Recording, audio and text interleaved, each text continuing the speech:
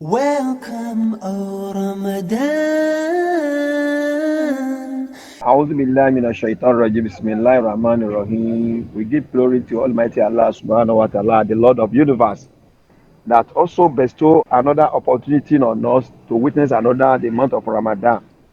So may Allah accept all our acts as an act of ibadah, and as well as that, may Allah reward all our stars, the organizer of this media. I was given a topic to discuss the virtue of asceticism.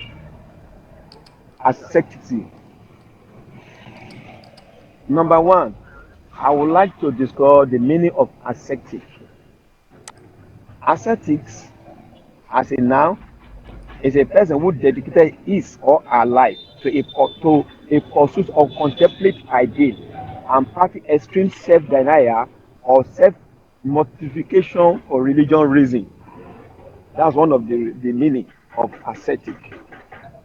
But asceticism is a way of practicing the ascetic. That is to say, it relating to asceticism, it means the doctrine that one can reach a high spiritual state through the practice of extreme self-denial or self-mortification, rigorously abstinent from life pleasure. So, in that regard, it was derived from Arabic word called sud. Sud. It means to go away for the life pleasure, to attain the high level of spiritual state. So that is the just a few meaning, or a short meaning that I can give to the asceticism as Zud. The virtues. Number one, we can trace from the early 8th century. The practicing of ascetics can be traced to the one of our scholar,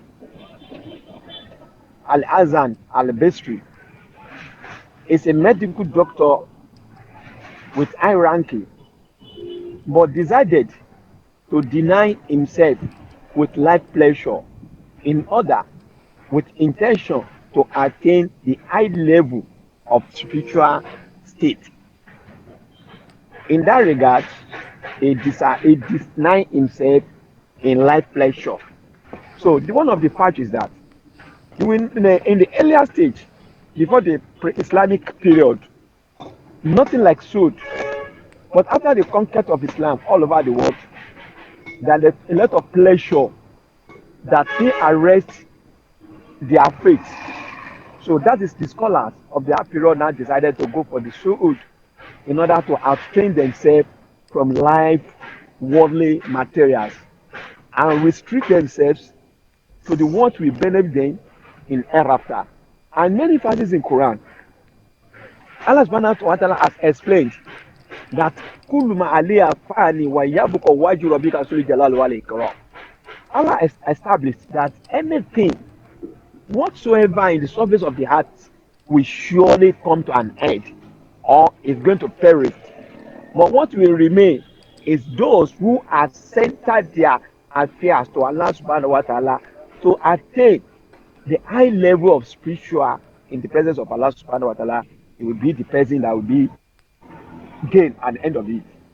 So, dear brother in Islam, when we are talking about the asceticism, it means it's a way of exercise or training oneself or abstinency oneself from life materials. It's a lifestyle, and also it's a characterized by abstinence from sexually pleasure, often from the purpose of purifying spiritual goal. Ascetics may withdraw from the world from their practice or lifestyle, characterized by the renunciation of materials, possession, and physical pleasure, and those spending time fasting and spending their time by fasting, by praying at night, and also keep themselves in a hidden place by remember Allah all the time, so in order to attain the high level of spiritual life. Dear brother, one of the importance of it is this. In olden days, during the period of Sayyidina Abu Bakr radiallahu anhu, Islam was strong and the religion was covered almost every place in the world. During the period of Sayyidina Umar radiallahu anhu as well, it conquered everywhere in the world, and Islam was take control every part of the world. But then after some few times, the opportunity was gradually fade off. We are losing the power because of the pleasure we have attained. And the scholars now looking into it that the best thing is to go away from the life's materials that will deny them to have the pleasure of Allah subhanahu wa ta'ala. And as I've said earlier on, every life material will come to an end, but the pleasure of Allah will never come to an end. So in that regard, it is very important in mankind life to kindly try to practice asceticism as much as possible. But we need to know that Allah has mentioned in the Quran when the Prophet Muhammad sallallahu alaihi wasallam, Allah was commanding that, "Cool, Allahumma rabbana atina fid dunya hasana wa fil akhirati hasana wa qina adhabannar." It does not mean that we not have what we are going to take to sustain our life, but we not look into it and we don't find it, and we should not put it in a way that is either do or die, or I must have it, or I must get it, and we will not take it to override the pillar of Islam. So in that regard, it's very, very important to have it as much as possible. And one of the virtues is when if one can deny himself the life materials, then by in the intention that he want to see with the favor of Allah, definitely he will live this life in a very simple way and will meet his Lord in a very splendid form. And we need to take note that whatever you attain or whatever you have, you are going to account for the elite in the day of judgment. So, and if just to eat, to put on a little clothes, a simple clothes, and live a very simple life, it's a way that you're able to close to Allah subhanahu wa ta'ala, and will be a way for you in the day of judgment that will not be sitting and starting questioning you to give an account of what you have earned in this life. In the story, short story because of time factor, there's a time when the Prophet Muhammad said he had a dream and he saw all the Sahaba. They have gained entrance to their Al-Jannah, but he was unable to see a man called Abraham ibn Auf. The Prophet was asking, "Where is Abraham ibn Auf? Where's Abraham ibn Auf?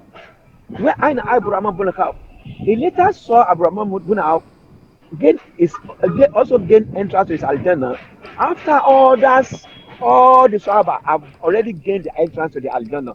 So the Prophet was asking him, "Why do you come late?" He said, "The Prophet Muhammad sallallahu alaihi wasallam, it is not an easy task because you will be called to give account of or whatever you had in this life.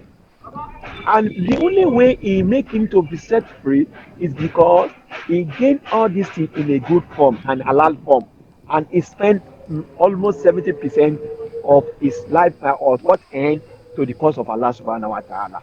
So if that should be the case, why are we worrying ourselves? Why are we always after to have many things? Once you have a little one to survive your life, what else?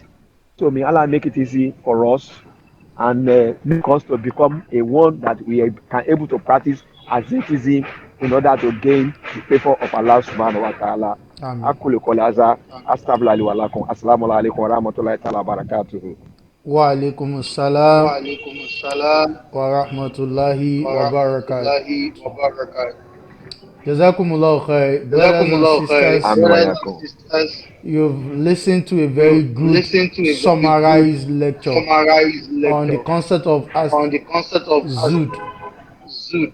So we pray may Allah make it So we pray easy may Allah make it and easy may Allah grant and may us Allah grant the us the the, understanding to the live our lives understanding to live our lives without too much without too much attachment to the worldly attachment to possessions. the worldly possession. So if you are new to this So if channel, you are new to this channel, kindly click the subscribe kindly button click the subscribe button and turn on the notification and turn on the because notification the lectures because the continue lectures continue throughout the period of throughout Ramadan. the period of Ramadan. Salam alaikum wa rahmatullah. Salam alaikum. Wa alaikum salam wa rahmatullahi ta'ala barakatuh. Welcome, O Ramadan.